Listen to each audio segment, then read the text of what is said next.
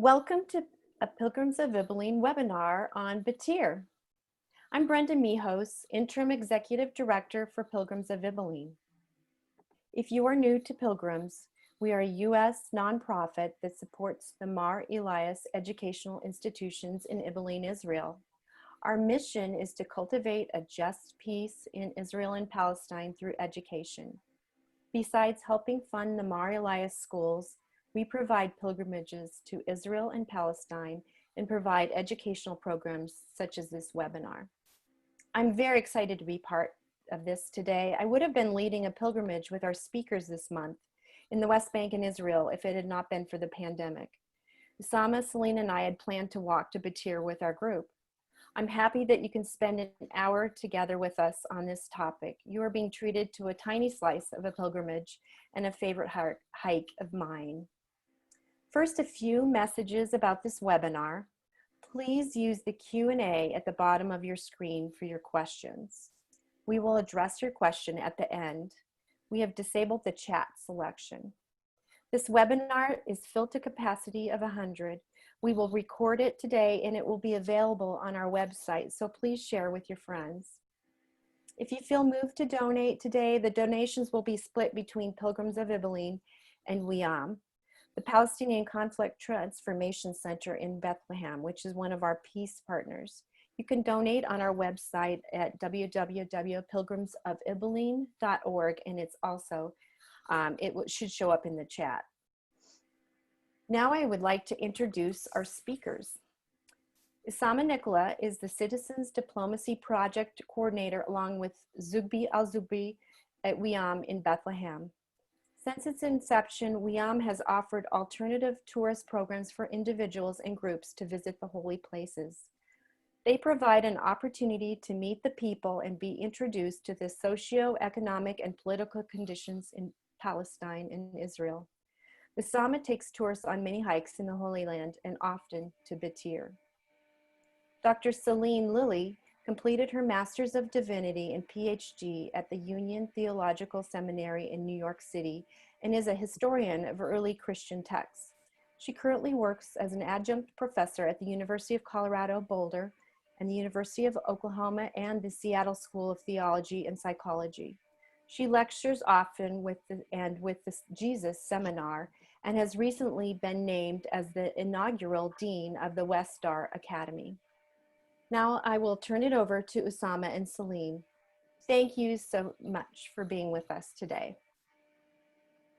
Thank you, Brenda. Thank you for Pilgrims of Ibelline for giving us this opportunity to be with our old friends and our new friends and share with them some of our beauty of the land and a little bit of our experience. It's our great pleasure to be with everyone today and try to share some knowledge about Batir, this beautiful place that is still busy despite of the pandemic, because for many locals this is the only place to go out during these pandemic and because of lack of travel. So it's still very busy.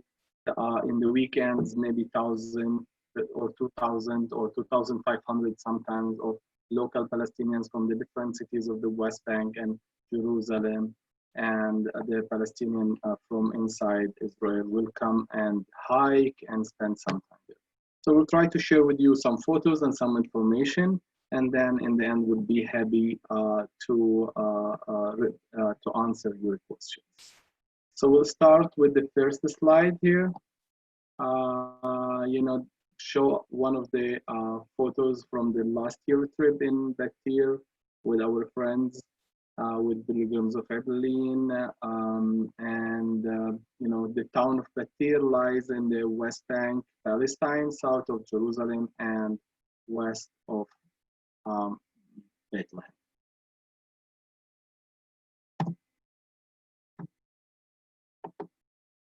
In this map, we can see the exact location of the town of Batir. On this map, we can see the mandate Palestine, Israel, Palestine, West Bank, and this is the location, the exact location of Batir, 3.5 miles southwest of Jerusalem. and 3.5 miles southwest of Bethlehem and around 5 miles southwest of Jerusalem. Batir is suited just above the old and modern route of the Jaffa-Jerusalem Railway, which served as the armistice line between Israel and Jordan from 1949 until 1967 war, when Israel was occupied by, when the West Bank was occupied by Israel. So the Green Line became of like the borders. This railway station started in the beginning of the 1900s under the Ottoman period to link Jerusalem with the Jaffa. And then the second railway was developed by the British, and then the third one by the Israelis. Like for people who don't understand what's the Green Line, it's like we used to have the partition plan proposal in 1947 by the United Nations to have two states in mandate Palestine, a Jewish state and Arab state. And then after 1948 war, Israel has occupied more land that was proposed to be the Jewish state. And then we had the Green Line that what is the remain of the West Bank is Jerusalem and Gaza Strip, which is 22%. So the Green Line became kind of the international or the borders between what's supposed to be the Palestinian state and Israel. Today's Batir is divided also to different areas. Part of the city is inside the land that was occupied in 1948, which considered Israel. So this green area here, that's a part of Batir, and it's under Israel, and mainly olive trees and some plant area, vegetables and fruit areas, and this area mainly with olive trees. This is the built-up area. The village part of it is considered according to Oslo Area B, which is Palestinian administration and Israeli security. And Area B here we can see, and the lower part, the old town, is Area C, which is full Israeli control. This part of the city here is a confiscated land under what Israel called state land. So this land was confiscated from the people of Batir under what the Israel called state land, which will be a future colonial settlement project. The village of Batir uses a traditional method of agriculture focused on olives, vine, vegetables, and fruits. It is a 4,000 years old farming village with a unique irrigation system that utilizes man-made terraces with dry stone walls that was built almost 2,500 years ago. Here in this photo, we can see the village, and also we can see the terraces.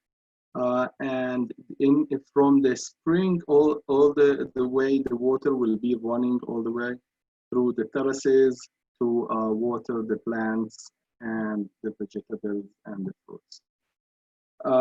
We can see part of the beautiful terraces.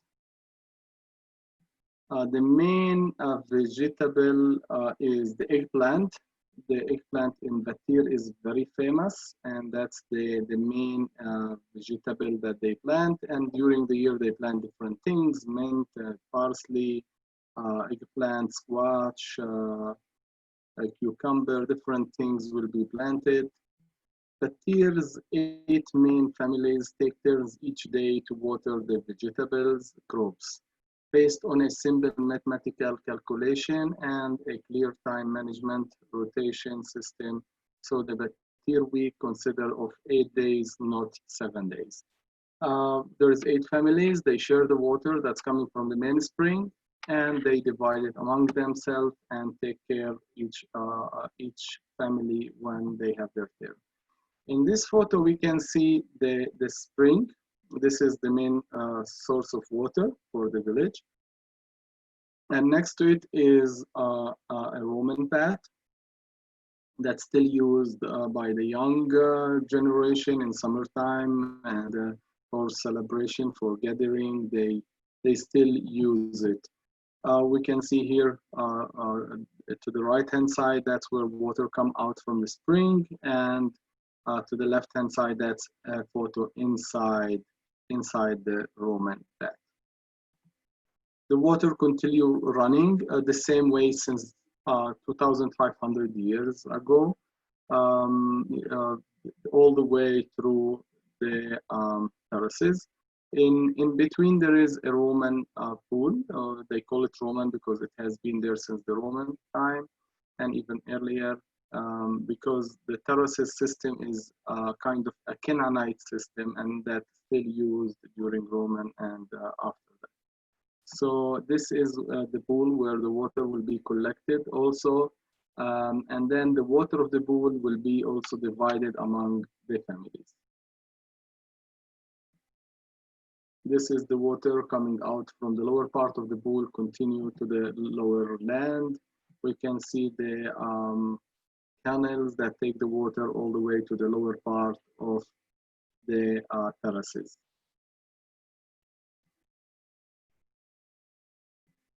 This is some of the famous plants there, and this is for the eggplant.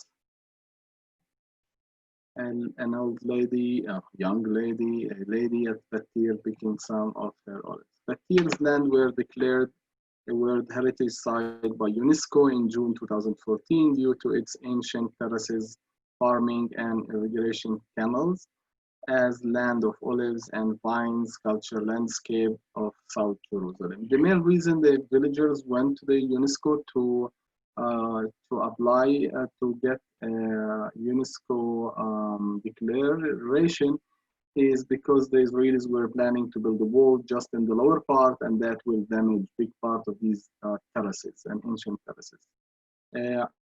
In 2014, when they, when the place were declared as a World Heritage Site, this is kind of protection, and no longer the wall will be built there. This is a photos part of the old town. There is a beautiful old town where you can walk, spend some time, visit some families, visit some gift shops. There is a little also a guest house and a beautiful restaurants. This is one of the most famous quarter called the Seven Wilders Quarter. There used to be neighbors who used to live here, and all of them were young when they became widows, so they call it the Seven Wilders Quarter. And in 1948, when the war started, they refused to leave the village because the village just located on the Green Line, and most of the villages next door, like Walajir, Kabura, Sabamar, they were destroyed. So they refused to leave and they stayed there. So to show respect to these women, they call the name of the quarter over them. Every year in July, there will be in the village a celebration or a festival. They call it the Eggplant Festival. And the villagers will try to sell their vegetables and fruits. And here we can see eggplants and mint and cactus, field cactus. So the locals, internationals will come and celebrate. There will be a little market. There will be some performance and dancing and music, traditional dancing and music and other activities. So always the eggplant is very famous in Batir. People will try to sell whatever they pickled at home, and some honey and other vegetables and fruits and pumpkins also. Batir Trail introduced you and us to a mixture of history, politics, archaeology, and agriculture. During the hike, you can learn a lot about the geography, you can learn a lot about the land, you can learn a lot about its history. And you can do many different trails. It's depend about how much time do you have. If you want to do a one-way trail, if you want to do two-way trails, if you want to do a loop, if you want to do a short one. So there is more than one trail You can start from Beit Jala, which is west of Bethlehem, all the way to Battir. You can do the whole loop, go to Battir and come back to Beit Jala. You can do a loop inside, start from the town of Batir, go to the terraces, and from the terraces go to the wood area, walk in the in between the history, see different things, and then come back. There is another longer trail if you want to spend a long day. If you want to start in the morning, have a break and lunch in Batir, and then continue all the way to Beit Jala. You can do a whole day trip. Start at Hussan, which also has beautiful springs, and continue all the way to Batir, see some of its springs, and so there is different hikes. And different routes. You can start from Walaj to Batir and come back. That's actually what I'm going to do tomorrow afternoon. I'm gonna do a little hike there. So when you start your hike, if you're gonna start from Makhrur, you can see the first spring. This is Kabaryan Spring. This is one of the first spring you can see. In the end of summer, it will be almost dry, so not much water, but this is one of the springs. From Makhrur to Batir, there is almost 7 springs. You start walk down, beautiful valley in front of you, and a lot of nature. In this photo, you can see what we call the summer palace or the watchtower. You know, Palestinian farmers never live in the farmland. They usually live in the community and come to their farmland. In harvest season, they need, because there will be continuous work, or some days they need a place to stay overnight. They need a place for the workers who are coming to help them, or people who are going to help them volunteering. So during the hike, you will see and notice a lot of such rooms or houses, little rooms or little palace, as the farmer call it. Summer palace with a beautiful shape, round, cone shape, like pyramids shape, beautiful ones. Some of them goes back to 500 years, some of them are 300 years, beautiful rooms. This is one of the 500 years. Unfortunately, recently the Palestinian farmers are not allowed to remodel them or renovate them, especially they can't put a roof. They will be unfortunately destroyed and demolished by the Israeli authority, because this area considered as Area C, and that's because it is full Israeli control according to Oslo Agreement. In springtime, the hike will be amazing with a lot of beautiful flowers and beautiful birds, and autumn the same. It's every time of the year, it's nice. Also, you can see some caves. Caves are still used by the farmers. You can see this cave here, the lower part is used as a cave, and the upper part, there is a room or a palace.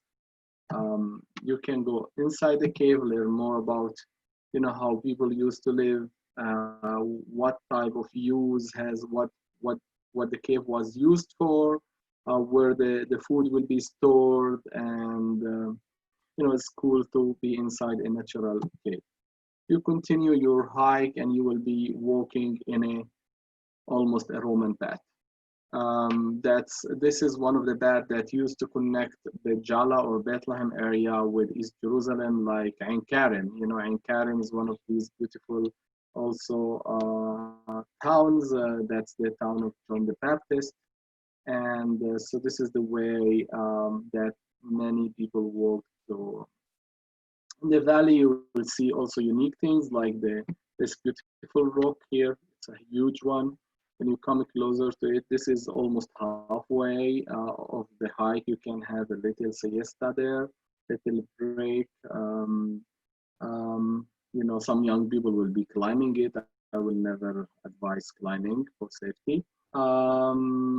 It's called Qal'at al-Kulliya.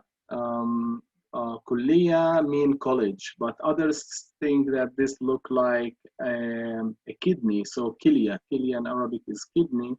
So some elderly say it's look like the kidney, so they call it Qal'at al-Kulliya. For people from Beit Jala, they call it Qal'at Sabah al-Khair, which means the Rock of Good Morning. This is where people used to meet in the morning time in their way to work or in their way to college, or so they meet there and greet each other. So the people from Beit Jala call it Qal'at al-Sabah al-Khair, good morning, and the people from Batir call it Qal'at al-Kulliyah. What's also unique about it, that this rock has a little hole. That's a graveyard. This graveyard is one from the Roman military leaders who was buried here, like during the Roman period.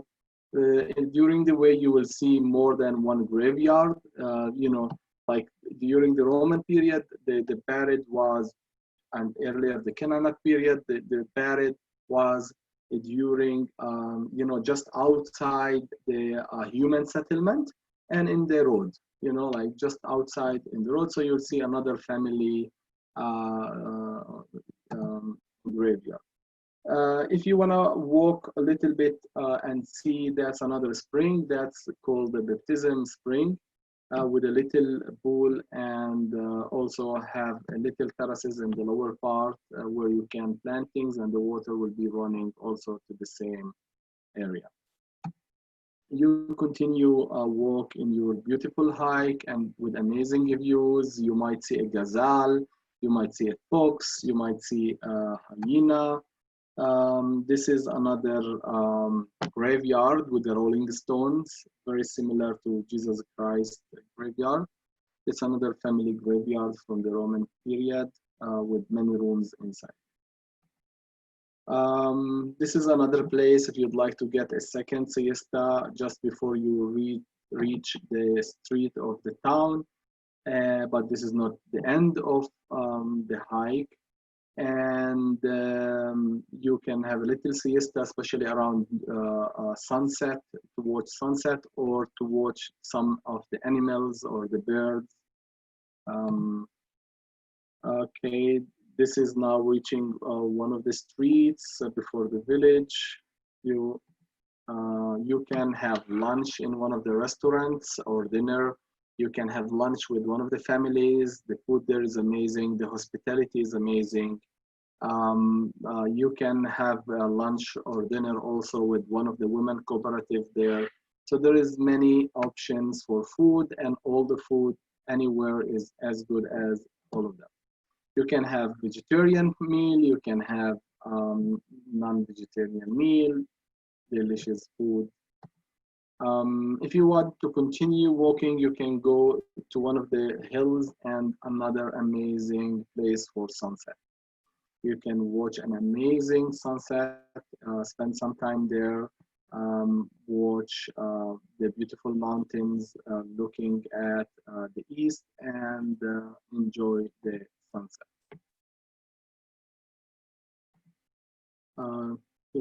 This moon is like the moon today. It's from last month, but this is exactly like the moon today, full moon. You can see both the sun and the moon in the same time. So I come to the end of the presentation, and I want to have like more time for questions, and maybe if Celine, you'd like to add anything that I might forget to share or I missed to share. I don't think you missed anything, Usama. Thank you so much for that. And it's such a treat to kind of get to go back and revisit that area. I think one of the things that's always stunning to me every time, it was stunning to me going there, and continues to be something that I think I'm really amazed by thinking about Batir and the valley, is just the layers of history over so much time that you can take a look at, that you can see and be in the midst of. But also, one of the things about Batir that and I still just keep reading stories about this, but how the really creative resistance of the people in Batir from, you know, from the war, with the folks who stayed in the village, and thinking about the seven widows, but how they lit the lamps in the houses and put animals in the yards to make it look like it was really populated, and saved themselves that way to start with. And then with the UNESCO getting recognized as a UNESCO site so the wall wouldn't go through. And it's just that just is, it's so inspiring to me. And I don't know if you have anything that you want to add around that at all. You know, something just before 1948, the villagers used to never go and sell their products outside the village.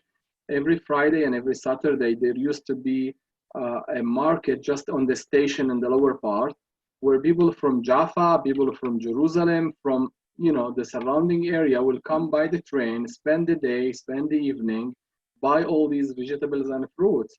So that's, you know, like that make Batir more kind of active town and open for all the surrounders, you know.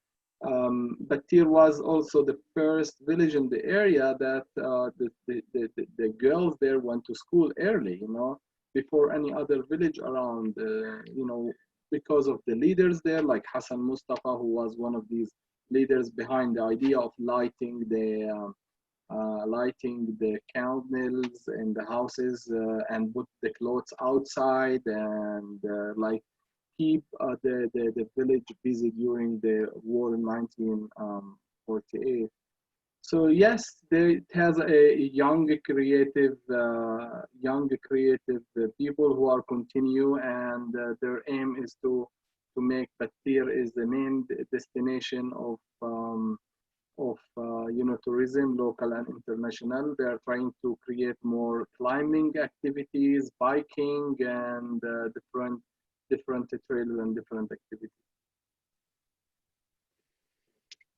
And you know, maybe while we're waiting for folks, and I don't know if, you know, Brenda has any questions too that she wants to raise, but, you know, I wonder, and obviously this comes through as you're talking, but this is a really special place for you that you go on a regular basis.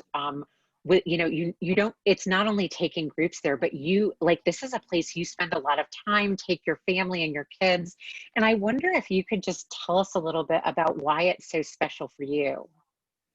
You know, being in the nature is really amazing. It's one of the ways to air out and to heal your soul. Beside that, you know, this place has a lot of history. You know, as much you know about the history of your country, as much you love it. And we have a unique small country, but with a different geography and with a lot of diversity. And in Batir, you can see the life, you can see the hospitality, you can see the history, you can see the beauty of the nature. So it's a very special place, and every time I go, I discover new things, and I try to go new trails, and so I have been going there and taking family and friends every week almost, you know, once or twice since the pandemic, since we were able to move out and from the lockdown.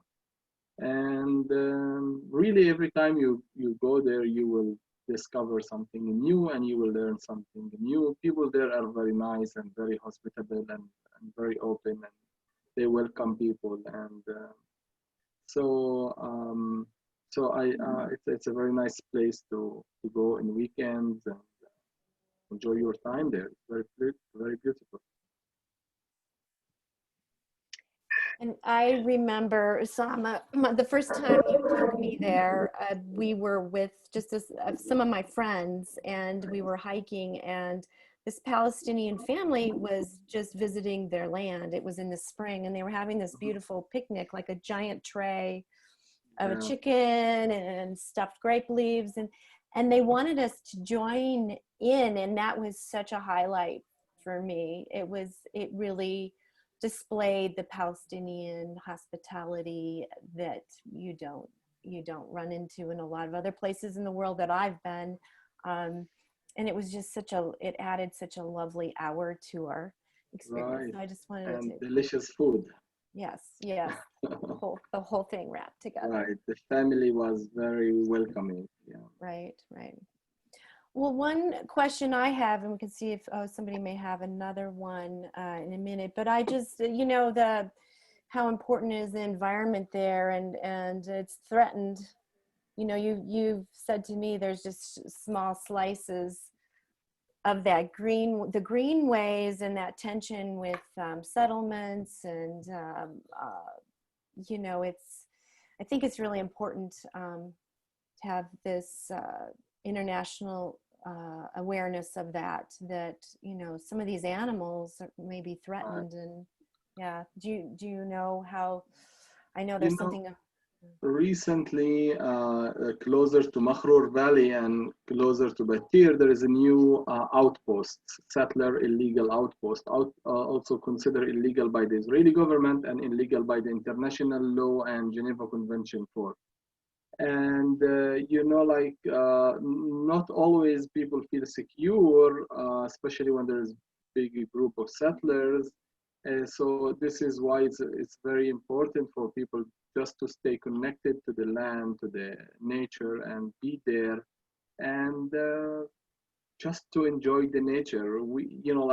If the annexation project will be completed, the wall will prevent us from, for us as who live in Bethlehem city to be there, and that's another scary, scary situation.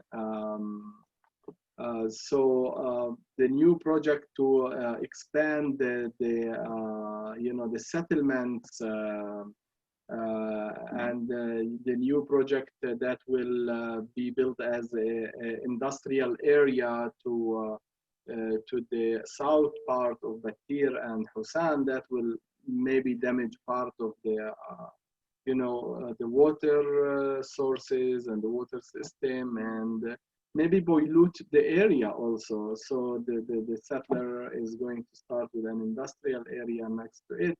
So there is a lot of threats in the area by the settlers and the occupation system.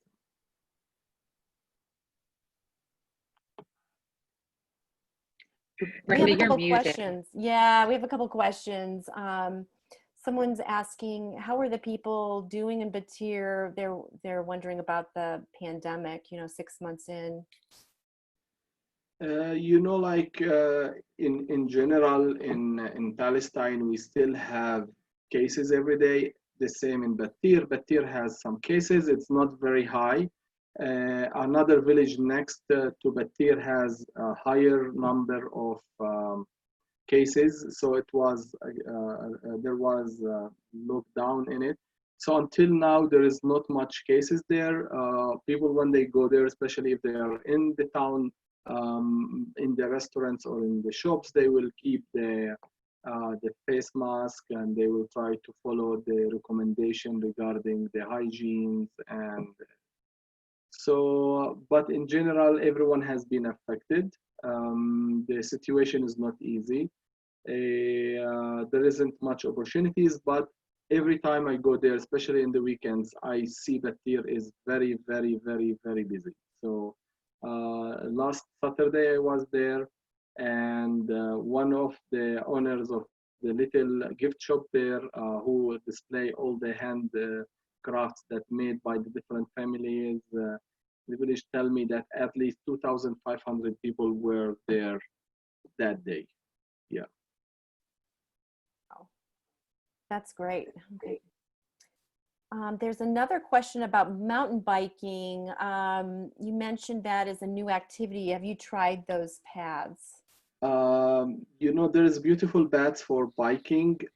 Personally, I did not yet try it. There is a little project that started with the young people there, and so if anyone would like to have biking activities, will be arranged. I didn't try it yet. Mm-hmm. Mm-hmm. Here's another one. Someone says, it's great to see you by Zoom. I look forward to meeting you in person someday. You have spoken about this, but is the population of the village changing over time? Is it growing, shrinking, staying the same? You know, Batir population is around 6,000 people right now. Is not a big town. It has been, you know, like let's say in 20 years ago was much less. So in the last 10 years, it has been grown. But some of the young people, when they try to look for work, because you know Bethlehem is not is facing difficulties with job option and job opportunities. So some young people will move to Ramallah or to other cities following their jobs. So it's around 6,000 right now. Let's say 10 years ago it used to be, or even more than, it used to be around 5,000. So it's growing, but it's still around 6,000 right now. Okay. Usama, I just wanted to ask along those lines. It's fairly, you know, it sounds like it's the same families for the most part who have lived in Batir for a really long time, who are still there. And I'm just wondering if, you know, is there, how far back can they trace those? Like, how long have those families been in the area? Do you know, or is it just so far back that no one really knows? You know, the current, you know, like the current people in Batir, they consider themselves from a tribe called Bani Hassan. Bani Hassan tribe has moved to Palestine and around 400-500 years ago.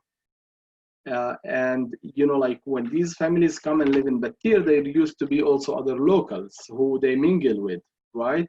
Some of them remain there and maybe mingle with, and some of them no longer there. Okay, but some goes back to 300, 400 years. Some of the families.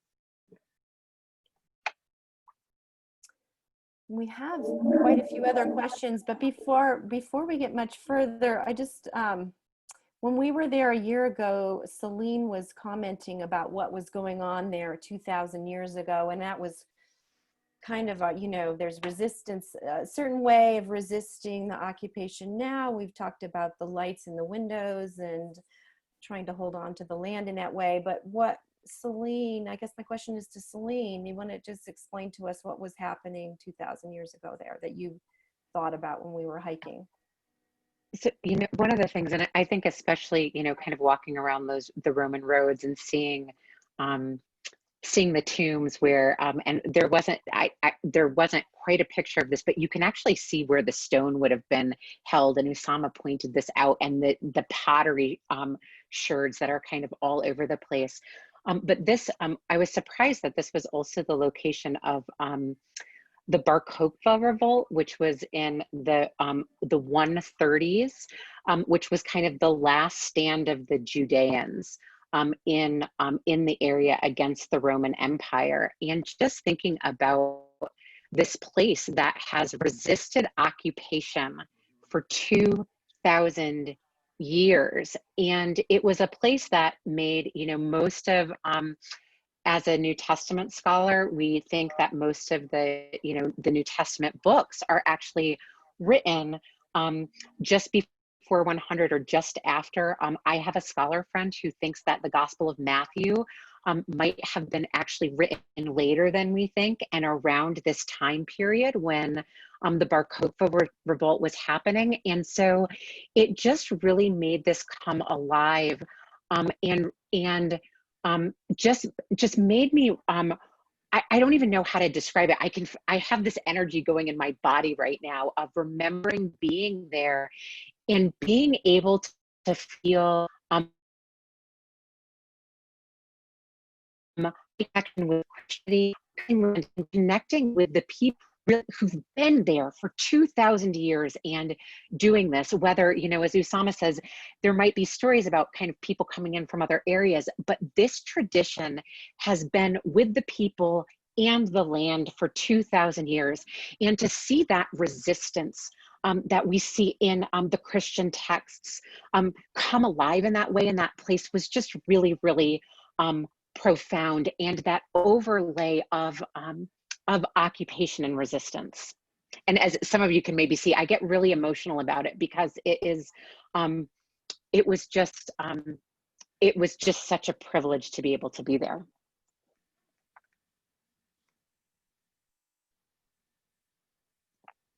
Oop, Brenda, you're muted.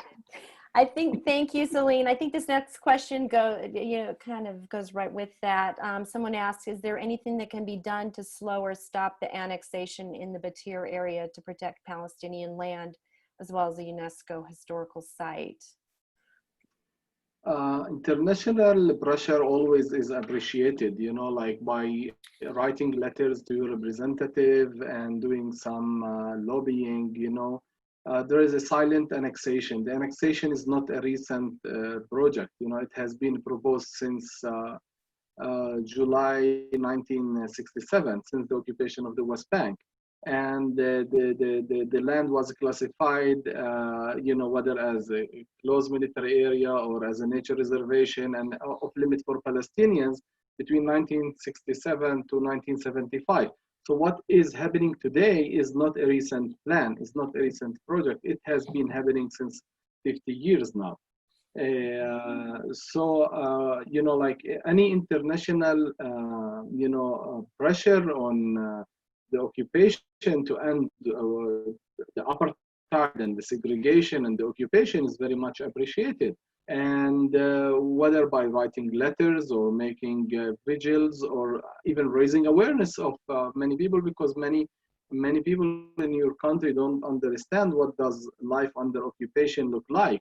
You know, like there is many places just some miles from my home and I can't be in it. You know, like there's a beautiful valley to the east of Bethlehem, like Valley of Tekoa with the Kharatoun caves. You know, like for me, it's a challenge. I'd love, you know, I have been planning many times to do it, but it's next to a Tekoa settlement where settlers there are not, you know, not nice, and they might harm us if we are going there. So there's many places in our country that we can't be there. There's many activities we can't participate in. So life under occupation is not an easy life. And so raising awareness of, you know, like friends and families around you will help for a better understanding, and just tell them what you have seen, what you have, you know, like what you have noticed about, because there is many stereotypes, and you have been here. Many of the participants in the webinar today have been visiting and have the experience, and so they can tell more about their experience. International actions is needed. Yes. Okay. Thank you. We have a question. How has the drop in international tourism affected the Palestinian economy? This is something serious, especially for us in Bethlehem. Bethlehem is like, beside Jericho, is like the main two cities in the West Bank that depends on tourism. And tourism was the first thing to stop coming in March, and then tourism will be the last things to come back. So tourism is one of the main income, whether, you know, restaurants, hotels, souvenir shops. And when these hotels and restaurants are working, it's not only the workers in these restaurants or hotels or souvenir shops, it's the whole town, you know, the vegetable and fruit shop, the grocery shop, the supermarkets, everyone will work, because, you know, like I remember just before of the pandemic start, Bethlehem used to have no one single room empty, you know, and there has been overbooking. And so this year was if no pandemic, this will be the highest season ever in our history. So everyone was preparing himself or herself for this year, but unfortunately, this was a big effect, and thousands of unemployment. The unemployment in Bethlehem is over 50% right now, and there isn't already many options, like there isn't opportunities, and what to do. and where to go, that's another big challenge. You know, like it's a really a big challenge, and tourism will not come back as strong as it is very quickly. It's gonna take time, and we hope to be able to have more like domestic tourism, and that's what's happening really these days. Everyone is going to hiking and different trails, and like people from the other cities come to spend time in Bethlehem, go to the sites, and also spend a day, you know, go to a restaurant and walk in the market. This is good, but you know, like without international tourism, you know, things will not be. Okay. We have 4 more questions, which I think is what we have time left for. They're good questions. Why do the Israelis not try to prevent tourists from traveling to Batir, Usama, and where do you actually live? Someone's asking where you actually live, so there's 2 questions there. I do live in the city of Bethlehem, just kind of 5 miles from Battir. You know, when you come to the country Israel Palestine, you don't tell them that you are going to go to hike in Battir. You know, if you tell them that you are coming to the West Bank, to any of the cities of the West Bank, you might not take your tourist visa. They might send you back. Okay, so when people come, they don't come only to Batir. Batir will be part of the activities that, part of the other activities that the tourists will do. And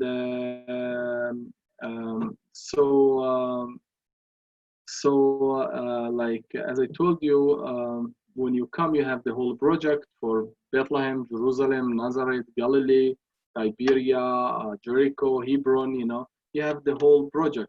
So you don't come only to Batir, but Batir is one of the activities that you can do during your stay in the Holy Land. Okay.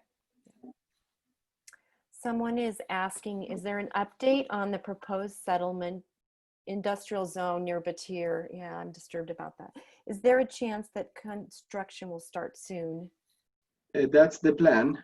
That's the plan, that it will construct soon. There is some activities against it. Some activists are trying to do some pressure, but it looks like it's gonna happen.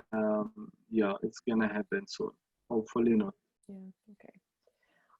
Another question: what is your favorite season for hiking in this region? Spring. Spring is, you know, it will be like a paradise.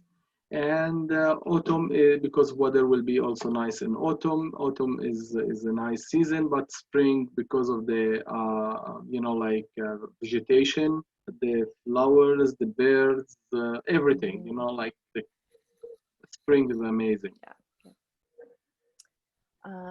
Another question: is there Israeli presence in Old Town Batir like there is in Hebron? No, there isn't. There isn't Israeli presence in the old town. There is, you know, just surrounding. There is Bitar elite settlement. There is, you know, like the new outpost that's just in the edge,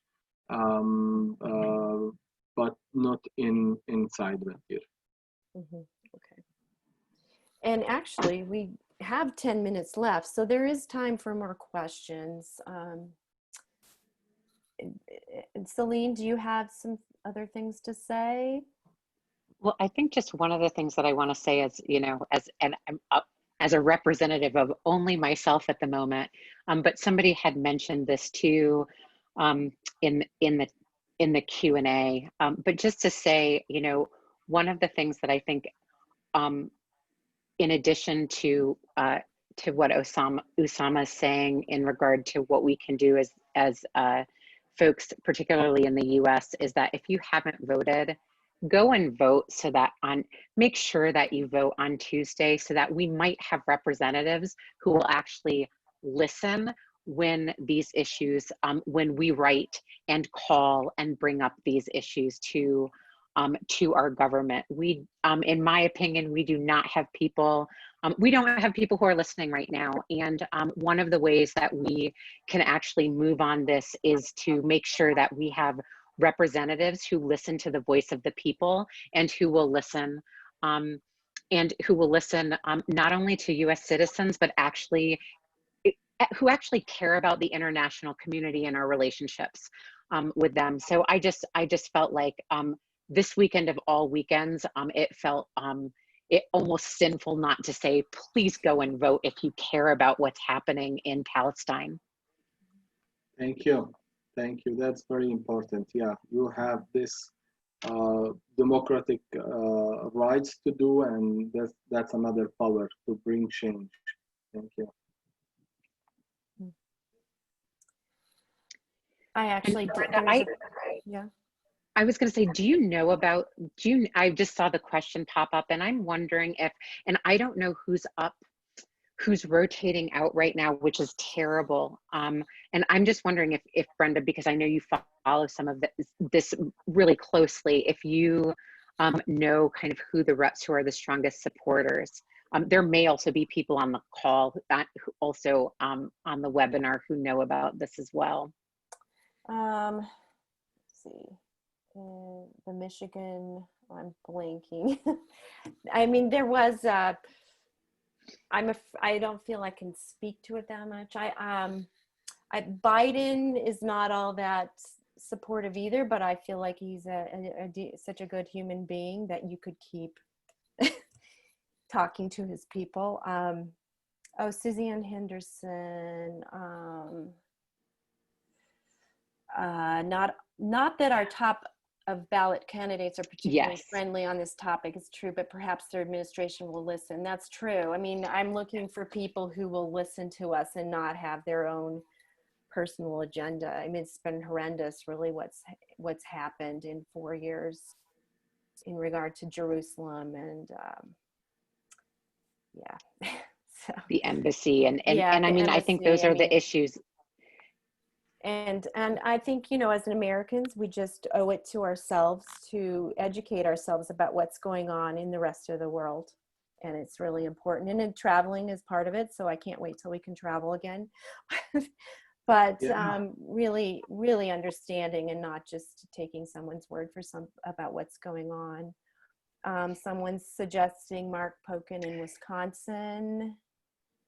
And maybe we could post on the site at a later date. Right, Betty McCollum is who I was thinking of. Very supportive from Minnesota. That's who I'm thinking of. So I think it's just reading. We've got on our website a great set of books that we recommend reading on the topic of Palestine and Israel. I highly recommend going in and looking at that. We just redid it last week. So our volunteer, Mary Sue, just redid it. It's beautiful. So take a look. And people are saying thank you, and that we all look forward to hiking with you again. That's like, I can't wait till I can go and hike there again. Oh, also Elon Omar, of course, other members of the squad. Someone's commenting. Did you talk about UAE? I think we should get off the election, take responsibility for doing something individually. It's true. I mean, I think I you know, no matter if I think my representatives are listening to me, I keep talking to them, but I just talking to other people. You know, Americans typically don't always understand what's going on elsewhere. We've become very focused on what's going on here for some good reasons, but yeah. And I just want to say, just to make sure that I was clear about that I think that this is a multi-pronged approach, and that we really just we need to, you know, get it from all sides, including, you know, really listening to, I think to me, that's one of the most important things about this morning, is that we actually get to listen to someone on the ground. And Usama, you've been so generous with your time this morning, so that then we can go out and let people know that they can watch this video, and that we can talk to friends, family, colleagues, and our representatives in the midst of it. So Thank you.